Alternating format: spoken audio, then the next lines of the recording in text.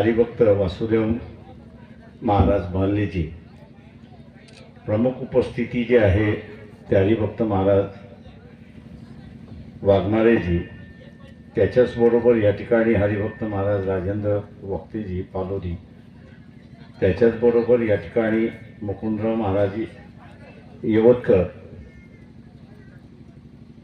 उपस्थितांमध्ये असणारा हरिभक्त महाराज गजानन सरसेजी, त्याच्याचबरोबर हरिभक्त अवगण महाराज, त्याच्याबरोबर या ठिकाणी हरिभक्त गोटे महाराज आहेत, रवींद्र महाराज जे आहेत या ठिकाणी, आणि सामाजिक राजकीय क्षेत्रामधले डॉक्टर गायकवाड साहेब, त्याच्याचबरोबर डॉक्टर हर्षवर्धन मालोकारजी, माझ्या बाजूलाच उपस्थित असणारे श्रीधर पांडुरंग पाटीलजी, डॉक्टर प्रवीण पाटील, जिल्हा परिषद सदस्य सुशांत बोर्डेजी, त्याच्याचबरोबर अनुराताई ठाकरेजी, आणि त्याच्याचबरोबर समज विखे पाटीलजी, उपस्थित सर्व बंधूंनो, भगिनींनो आणि बालमित्रांनो, ज्यांची नावं राहिली असतील त्यांनी मला असं माफ करा.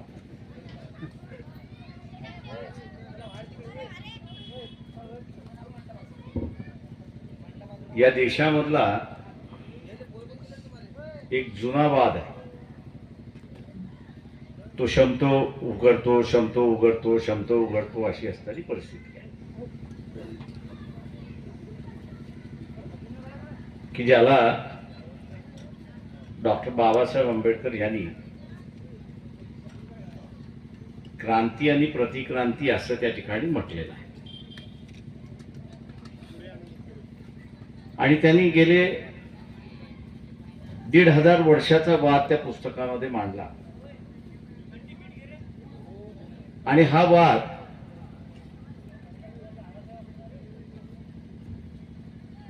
हा धार्मिक वाद आहे, आपण सर्व लक्षात घेतो. हा काय राजेशाहीचा वाद नाही. या देशामध्ये कुठली विचारसरणी चालेल हा त्याच्यातला असणारा वाद आहे, आणि तो आजही आपण असं या ठिकाणी पाहतो. नवीन आहे असं मी म्हणत नाही. 1800 शतकापर्यंत, म्हणजे जोपर्यंत ज्याला आपल्याला म्हणता येईल की भारतामध्ये पहिल्यांदा सेन्सस झाली नाही, तोपर्यंत या देशातला समूह ज्या ज्या संतांच्या नावाने होता त्या त्या संतांच्या नावाने ओळखल्या जायचं. आणि प्रामुख्याने दोन त्याच्यामध्ये, एक वैदिक धर्माला मानणारा आणि एक संतांच्या धर्माला मानणारा. ही लढाई गेली जुनी आहे. महाराजांनी जसं सांगितल्याप्रमाणे की इथला असणारा हा वाद किंवा संतांची ही परंपरा ही काही 500 वर्षाची नाही, तर ही 1000 वर्षापूर्वीची आपल्याला असणारं मिळत असते अशी परिस्थिती आहे. आणि ही वर्चस्वाची लढाई असं मी त्या ठिकाणी मानतो. संतांचा धर्म, संतांची विचारसरणी ही मानवतेची विचारसरणी, माणसाला माणूस म्हणून स्वीकारणारी आणि माणसाला त्याच्या जगण्याच्या मार्गाचं शिकवण देणारी अशी असणारी ही विचारसरणी. आणि दुसऱ्या बाजूला ही जी वैदिक विचारसरणी आहे, ही वैदिक विचारसरणी माणसाला भेद करणारी, विभक्त करणारी आणि कप्प्यामध्ये बांधणारी अशी असणारी परिस्थिती आहे. या लढा मी फार बागे जाणार नाही, पण महात्मा फुले असेल, शाहू महाराज असतील, महात्मा गांधी असतील, हा सगळ्यांचा लढा हा विषमते विरुद्धचा लढा. आणि मग ह्या विषमते विरुद्धच्या लढ्याला कायम स्वरूपी आपल्याला असणारं हा वाद मिटवायचा असेल आणि उद्याची नवीन विचारसरणी काय राहणार आहे, तर या देशामधलं असणारं त्या काळची जी लोक होती त्यांनी संविधान करताना संतांची विचारसरणी ही महत्वाची मानली आणि घटनेमध्ये अंतर्भूत केला अशी असणारी परिस्थिती आहे. विषमतावाद आपल्याला असणाऱ्या घटनेमध्ये दिसतो तर आपल्याला दिसत नाही. कप्प्याने जगण्याची असणारी जी जुनी संस्कृती होती ती संस्कृती आपल्याला दिसते का? तर ती संस्कृती आपल्याला दिसत नाही. तर बंधुभावाने जगण्याची असणारी संतांची विचारसरणी ती आपल्याला असणाऱ्या त्या घटनेमध्ये त्या ठिकाणी दिसते. व्यक्ती हा स्वतंत्र आहे, त्याला पाहिजे ते करावं. आणि मग जुन्या व्यवस्थेमध्ये त्यांनी जातीचाच व्यवसाय करावा असं जे बंधन होतं ते मोडलं आणि व्यक्तीचं असणारं स्वातंत्र्य हे अबाधित ठेवलं आणि या घटनेची असणारी रचना केली अशी असणारी परिस्थिती आहे. हा विकास सुद्धा जो आहे की या देशाचा आपण म्हणतो खुंटला. महाराजांनी म्हटलं की 80 एकरवाले असणारे 4 एकरवरती झाले याची मला कल्पना आहे. नाही असं नाही, कारण का एका कुटुंबाची 10 कुटुंब झाली आणि 10 कुटुंब झाली तर जमीन वाटप करता येत नाही. तीच जमीन वाटप करावी लागते आणि त्याच्यामुळे कमी येत जातात ह्याच्याबद्दल दुमत नाही. ही व्यवसाय घेऊन गेला. पण ह्या सगळ्या ह्याच्यावरती असणारा महात्मा फुले आणि डॉक्टर बाबासाहेब आंबेडकर यांनी असणारा तोडगा मांडला.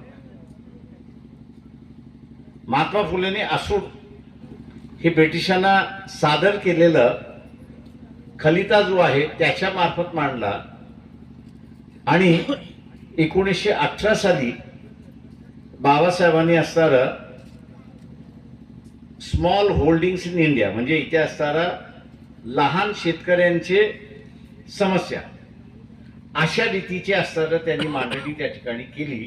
आणि आज जो आपण आपल्याला प्रश्न भेडसावतोय की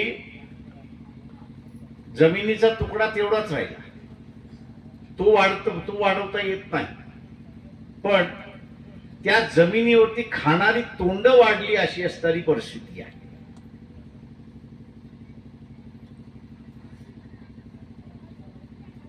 तेव्हा ही खाणारी माणसं ज्यावेळेस वाढतील त्यावेळेस जेवढं उत्पादन होतंय त्याच्यातलं असणारं विभाजन होणार आणि ते विभाजन झालं की प्रत्येकाच्या ताटामधलं कमी येणार अशी असणारी व्यवस्था निर्माण होते. आणि ती व्यवस्था झाली की आपण असणारं म्हणतो की इथे असणारं शेती किफायतशीर नाही अशी आपण त्याला असणारं संबोधतो. आणि इथे बाबासाहेब असं म्हणतात की जे शासन आहे, सरकार आहे, या सरकारने हा जमिनीवरचा जो बोजा उभा राहिलेला आहे, अधिक माणसाचा बोजा उभा राहिलेला आहे, तो कमी करण्याचं धोरण त्यांनी असणारं स्वीकारलं पाहिजे. आणि ते कमी करण्याचं धोरण असेल तर मग देशाच्या विकासाची चर्चा त्याला करावी लागते. आणि ती करत असताना तो माणूस अधिक बोजा झालेला जो आहे तो त्या व्यवसायामध्ये अडकवला, त्या व्यवसायामध्ये घेऊन गेला तर मग जमीन ही पुन्हा असणारं किफायतशीर होते अशी असणारी परिस्थिती आहे. पण दुर्दैवाने मी असं म्हणेन की तो काही दोष आपला पण आहे एवढं आपण असायला लक्षात घ्या. हा आपला दोष आहे. आपल्यावरती आता ब्रिटिश राज्य करत नाही, आपल्यावरती इथं असणारे इतर नाही, आपणच राज्य करतो. आपणच राज्य करत असताना माझं राज्य कसं असावं याच्याबद्दलची संकल्पना आहे का? तर मी असं म्हणेन नाही. मला माहित आहे की मी ज्यावेळेस इथे असताना अकोला असेल, अकोल्याच्या बाहेर असेल, 1990 साली गॅट करारनाम्याची चर्चा फार मोठ्या प्रमाणात झाली आणि तिकडनं मी असणारा शरद जोशी यांच्याशी असणारा वेगळा झालो. त्यांचं म्हणणं असं होतं की गॅट करारनामा केला की शेतकऱ्याचा फायदा होईल आणि आमचं म्हणणं होतं की गॅट करारनामा केला तर सगळ्यात पहिलं नुकसान कोणाचं होणार? तर शेतकऱ्याचं होणार. आणि दुसरं नुकसान कोणाचं होणार? तर लहान उद्योजक जो आहे, ज्याला इंग्रजीमध्ये टायनी असं म्हणतात, त्याचं होणार आहे.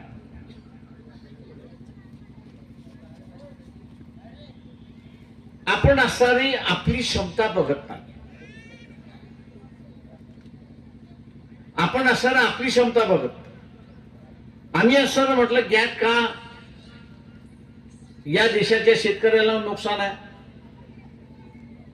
त्याचं कारण असं आहे की भारतामध्ये लोकसंख्या वाढते, त्याच्यामुळे खाणारी माणसं वाढत आहेत. जगामध्ये लोकसंख्या वाढत नाहीये, तर ती स्थिरावली आहे. त्याच्यामुळे खाणारी माणसं तेवढी. शेतीमध्ये जशी आधुनिकता येईल, तर जर शेतीमधला आधुनिकता आली की शेतीतलं उत्पादन वाढेल, आणि शेतीतलं उत्पादन वाढलं, खाणारी माणसं तेवढी. जे शिल्लक राहिलंय ते विकायचं कुठं? जे शिल्लक राहिले ते विकायचं कुठं? गॅट करार नेमकं तेच म्हणत होता की देशाअंतर्गत, म्हणजे एक देश दुसऱ्या देशाच्या अंतर्गत जे बॅरियर उभे राहिलेले आहेत, म्हणजे ज्या भिंती उभ्या राहिलेल्या आहेत, या भिंती तुम्ही एकतर पाडल्या पाहिजेत, नाही तर कमी आयात ड्युटी लावून तुम्ही आमचा माल आणला. आणि आमचं असं म्हणणं होतं त्यावेळेस की ज्याच्याकडे अधिक शिल्लक राहिलेला आहे त्याच्या देशामध्ये तो वापरल्याच जाणार नाही, तो वाया गेलेला आहे, फुकट गेलेला आहे. त्याच्यामध्ये त्या फुकट मालातून 2 पैसे मिळत असतील तरी तो विकणार आहे का? त्याला त्याच्या देशामध्ये किंमत मिळणार नाही, बाहेरच्या देशामध्ये 2 पैसे तरी किंमत मिळते. जी या देशाची स्पर्धा कुठे होणार आहे, तर भारतामधला शेतकरी प्रत्यक्षात लागवड जी लागते त्या लागवडीच्या किमतीबरोबर तो असणारा स्पर्धा करणार आहे. आणि बाहेरचा त्याचा स्पर्धक जो आहे तो टाकाऊ माल जो आहे त्याच्याकडे कन्झ्युम न होता, त्याच्याकडे खाल्ल्या जाणारा नाही आहे, त्याच्याशी असणारा ही स्पर्धा आहे. त्याच्यामुळे या स्पर्धेवरती आपण टिकू शकत नाही. मी इथेच याच अकोल्याच्या असणाऱ्या कोर्टामध्ये असणारी एक केस दाखल केली होती की कापसाला एकाधिकार योजना संपत आली होती. त्यांनी 1900चा क्विंटलचा भाव दिला होता, पण मुंबईच्या बंदरामध्ये कापूस हा 1500 रुपये क्विंटलनी त्या ठिकाणी आणला. आता इथला व्यापारी ज्यावेळेस व्यापार करायला जाईल त्यावेळेस तो नेहमी काय म्हणेल की तो जर 1500 मध्ये येतोय आणि मला टिकायचं असेल तर मला किमान 1400 मध्ये मिळाला पाहिजे. तो नुकसान करून तो असणारा 1900 मध्ये घेणार नाही का? त्याचं नुकसान आहे तिथे. आणि शेवटी मला असणारा केंद्र शासन, राज्य शासन सगळे, शरद पवार वगैरे सगळे, प्रकाशराव केस विड्रॉ करा. म्हटलं मी विड्रॉ करणार नाही. मला काय निकाल द्यायचा असेल तो द्या, पण लोकांसमोर ही परिस्थिती गेली पाहिजे की तुम्ही जे गॅट करारनामा केलाय त्या गॅट करारनाम्यातून देशाचं नुकसान तर झालेलंच आहे, पण त्याच्याच बरोबर या देशातल्या शेतकऱ्याचं नुकसान झालेलं आहे, आणि तेही आपण असणारं त्या ठिकाणी बघतो.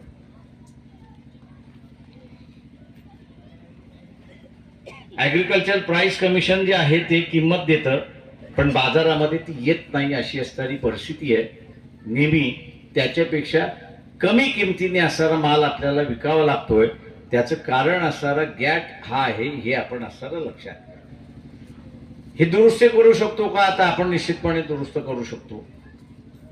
पण आता कालच्याच वर्तमानपत्रामध्ये आपण असं वाचलं असेल किंवा आजच्या वर्तमानपत्रामध्ये आपण वाचलं असेल की केंद्र शासनाने 14,000 कोटीची असणारी तुरीचं पीक, तुरीची डाळ ही बर्मा म्हणजे जुनं बर्मा आत्ताचं असणारं म्यानमार जे आहे त्या असणाऱ्या सगळ्या राज्यांकडून असणारं इम्पोर्ट केलेलं आहे.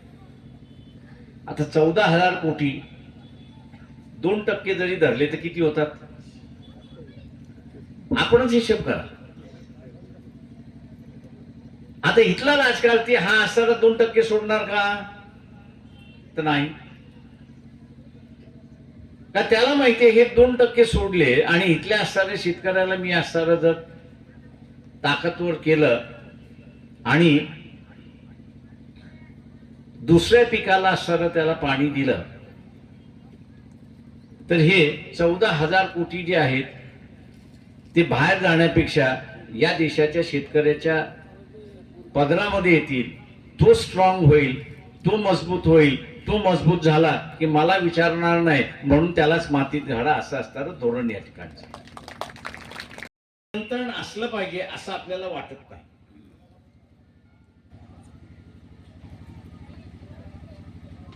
माझ्या कॉलेजच्या दिवसामध्ये, शाळेच्या दिवसामध्ये आज जे आपण आरक्षणासाठी लढतो त्यावेळेस विद्यार्थ्यांमध्ये मेडिकलला जावं, इंजिनिअरिंगला जावं, आर्किटेक्टला जावं, पिलानीला जावं, ह्याला जावं याची असणारी घोडदौड होती, नाही असं नाही. पण त्या काळचा राजकर्ता जो आहे तो एक गोष्ट करत असे, तो म्हणजे दरवर्षी आपल्याला किती सोय करावी लागेल तर 1000 जणांची सोय करावी लागेल. तर त्या 1000च्या ऐवजी तो 110 जणांची सोय त्या ठिकाणी करत होता. 10 सीट्स ऍडिशनल असायच्या आणि म्हणून ज्याला पाहिजे त्याला ऍडमिशन मिळाली अशी असणारी परिस्थिती. आज होऊ शकते की नाही? तर आजही होऊ शकते हे आपण लक्षात घ्या. भारतामधनं दरवर्षी परदेशी शिक्षण झालं म्हणजे त्यांना स्पेशलाइज शिक्षण घेणारा विद्यार्थी हा वेगळा कॅटेगरी, मी तो नाही धरत आहे. जो मेडिकलला जातो, इंजिनिअरिंगला जातो, आर्किटेक्टला जातो, पहिली 4 वर्ष जी आहेत डिग्री घेण्याच्या इथपर्यंत दरवर्षी भारतामधून 22 लाख विद्यार्थी झाले आणि एका विद्यार्थ्याचा बाहेरचा खर्च, फी आणि त्याचा राहण्याचा हा जो खर्च आहे हा एकंदरीत त्याला 55 ते 60 लाख येतो. आता या 22 लाख विद्यार्थ्यांची सोय जर भारतामध्ये झाली असं धरून चाला, नव्या शाळा उभत केल्या, इन्स्टिट्यूशन उभत केलं, मी आपल्यावरती सोडतो किती क्लिअरिकल स्टाफ लागेल, किती लॅबोरेटरीचा स्टाफ लागेल, किती शिक्षक लागेल, किती अमुक लागेल. आणि आज जे आपण भांडण बघतोय, आज जे आपण असणारा परिस्थिती बघतोय ती परिस्थितीची गरज नाही, आवश्यकता नाही. नियोजनाचा अभाव असल्यामुळे आज आपल्याला सगळ्या गोष्टीचा तुटवडा या ठिकाणी दिसतो. नियोजन आपण जशी जुनी मंडळी अगोदर करत होती बा नाही, आपल्याला या वर्षी ते या वर्षी असताना 1000 विद्यार्थी मेडिकलला येणार आहेत तेव्हा असताना 1100 विद्यार्थ्यांची सोय अगोदर करून ठेवा आणि तिथला तो प्रश्न मिटवत होते. आज सुद्धा ते आपण असताना करू शकतो अशी असणारी परिस्थिती आहे. फक्त मी जसं म्हणालो की आपले फंडा हे व्यवस्थित असले पाहिजे, जे आपले जगण्याचे सिद्धांत जे आहेत हे स्पष्ट असले पाहिजे.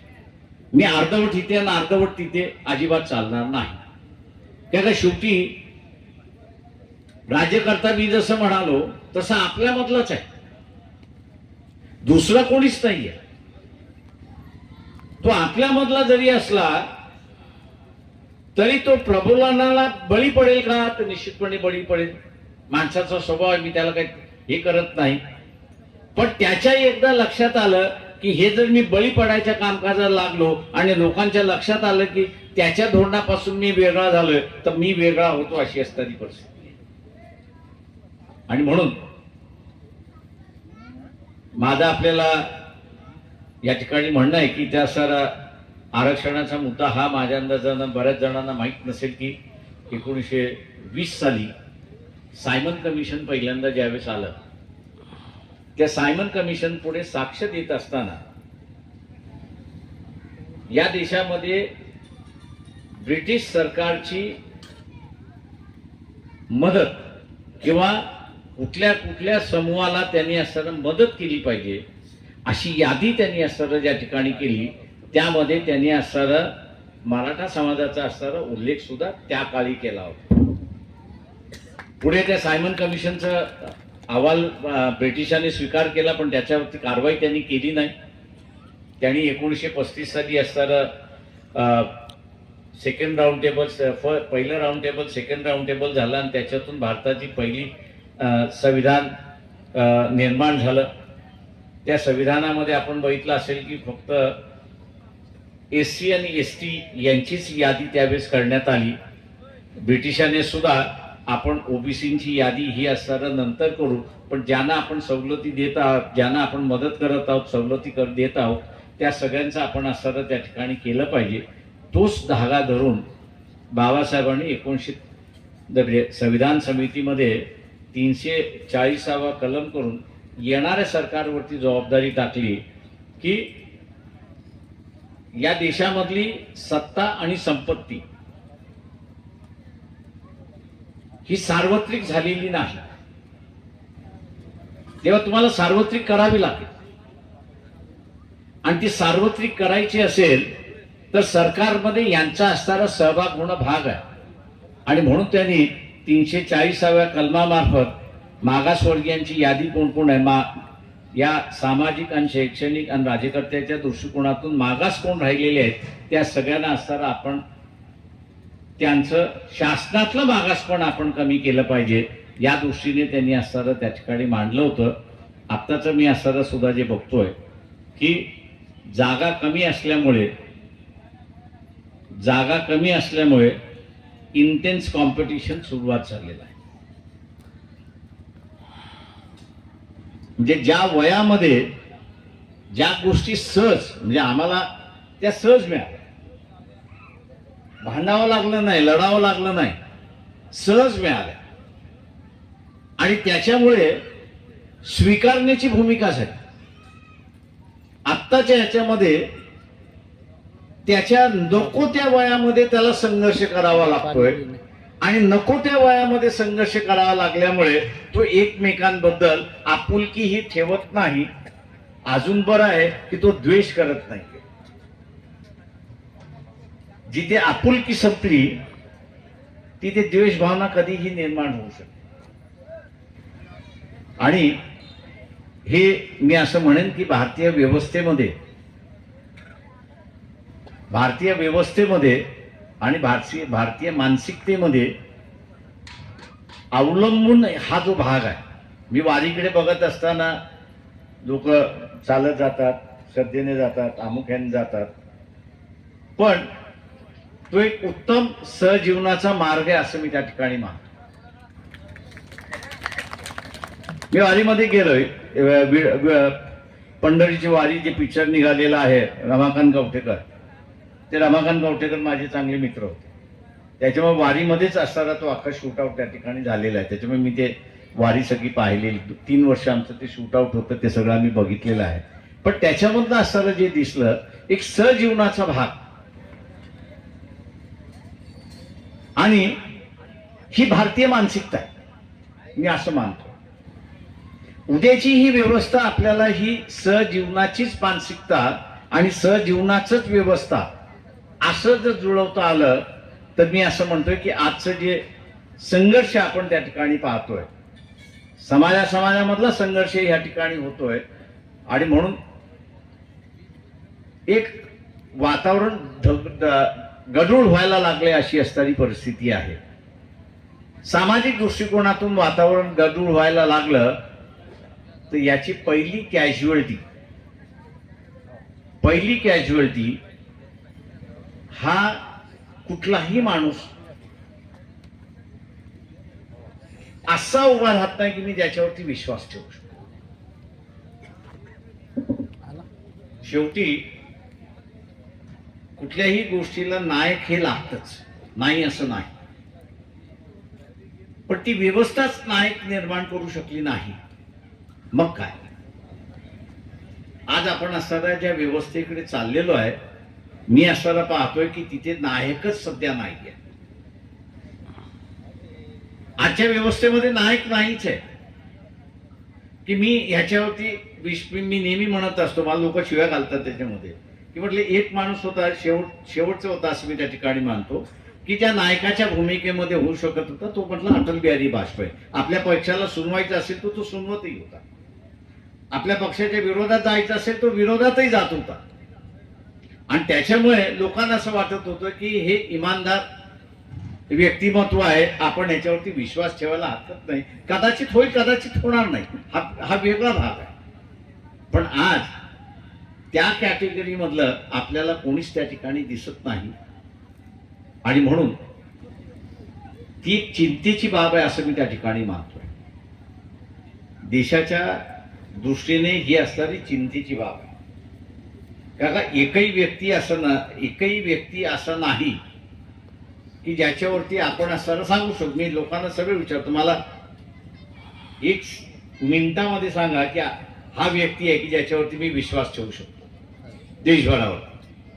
असं सहजासहजी आपल्याला येत नाही, विचार करावा लागतो. आणि त्याचं कारण की मी खाजगीकरणाच्या बाजूने, महाराजांनी सांगितलं या ठिकाणी की मी खाजगीकरणाच्या बाजूने आहे की मी सहकार्याच्या बाजूने आहे, हा माझा निर्णय असला पाहिजे. मी आर्थिक व्यवस्थेमध्ये टिकेन कुठल्या ह्याच्यामध्ये, खाजगी व्यवस्थेमध्ये मी टिकेन की सहकार्याच्या व्यवस्थेमध्ये टिकेन, याचा असणारा निर्णय मला करता आला पाहिजे. मी जर खाजगी ह्याच्यामध्ये टिकू शकत असेल तर मी खाजगीचा पुरस्कारता केला पाहिजे. मी जर खाजगी व्यवस्थेमध्ये टिकू शकत नसेल तर मग मी असणारा सहकाराचा पुरस्कर्ता झालो पाहिजे. कारण का मग सहकार मला जगवतो अशी असणारी परिस्थिती. आज मी असं म्हणेन की आपल्याला आपल्याच काही गोष्टी स्पष्ट केल्या पाहिजे. इथे आपण दोष देतो इथल्या असणाऱ्या सत्ताधाऱ्याला, मी त्याच्यामध्ये म्हणत नाही, पण त्या सत्ताधाऱ्याची भूमिका बरोबर आहे की नाही हे आपण कधीच या ठिकाणी बघितली नाही. आज आपण या वर्षी बघितलं असेल, मी आता गेल्या 4 दिवसापूर्वी बाजारातून लसूणच गायब झाला. मी शासनाचे आकडे बघत होतो की बघ लसणाचं उत्पादन किती झाले, तर मला असं दिसलंय की या वर्षी लसणाचं उत्पादन कमी झालेलं आहे, पण जेवढी लसूण भारतामध्ये लागते त्याच्यावरती 3% झाली. ते नेहमी 8-10% होत असते, यावेळेस फक्त 3% जास्ती झालेली आहे. सरकार व्यापाऱ्याचं आहे हे एवढं आपलं लक्षात घ्या. आता हे व्यापाऱ्याचं धोरण आणि इथल्या राज्यकर्त्याचं लुटण्याचं धोरण नव्यानं सुरुवात झालेलं आहे. नव्यानं सुरुवात काय झालेलं आहे, मागच्या 3 महिन्यापूर्वी टमाट्याचं झालं आणि आता असताना लसणाचं झालं. मी आजच सांगतो आपल्याला, अजून 20 दिवस जाऊ द्या, लसणाचा भाव पुन्हा खाली येईल. आणि मुंबईचे जे म्हणजे देशातले जेवढे बंदर आहेत, मग वायझॅक असेल, चेन्नई मधला असेल, केरला मधला असेल, कोचीन मधला असेल, गोव्यामधला असेल, मुंबई बंदर असेल किंवा गुजरात मधलं कांडला असेल, आणि त्याच्या पुढे गेलो आपण पोटबंदर, एवढी बंदरं जी आहेत, एवढ्या बंदरावरती आपण बघितलं तर एखादं जहाज लसूण घेऊन आलंय का आपण जर बघितलं तर आपल्याला ते सापडणार, पण भाव खाली गेलेला असेल.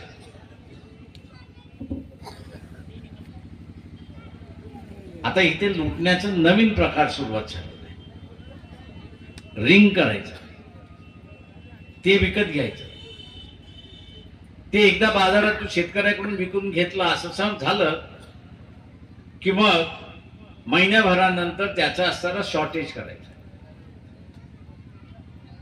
महिना सव्वा महिना तो शॉर्टेज ठेवून द्यायचा आणि त्याच्यानंतर पुन्हा असणारा भाव त्या ठिकाणी कमी करायचा आणि त्याला मोकळं होऊन जायचं.